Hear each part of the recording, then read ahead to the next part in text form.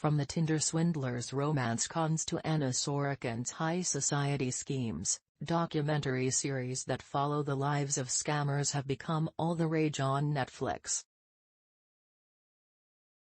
It's a lucrative payday for both the streaming services who wish to document their cons and for the scammers being paid off to have their name published.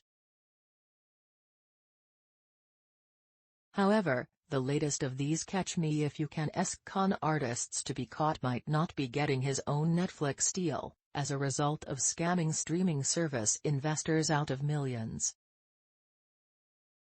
In a nutshell, Zachary Horwitz, an actor who invented having fake HBO and Netflix movie deals in a bid to land $650 million from investors in a Ponzi scheme, was sentenced to 20 years in prison on Monday for his cons. According to the Department of Justice, Horwitz raised at least $650 million with bogus claims that investor money would be used to acquire licensing rights to films that HBO and Netflix purportedly had agreed to distribute abroad.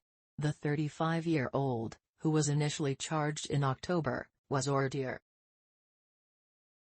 The small-time actor began his Ponzi scheme back in 2014. Where he told investors that his company One In Capital was going to use their money to firstly buy the foreign distribution rights to films like Slasher Party or Satanic Panic, then resell them at a profit to streaming sites, CNN Re. He promised up to 45% worth of returns. In some cases he managed to take up to $1 million from a single investor. His scam took place during the height of the so-called streaming wars when emerging streaming sites were battling to grab the rights to as many titles as possible.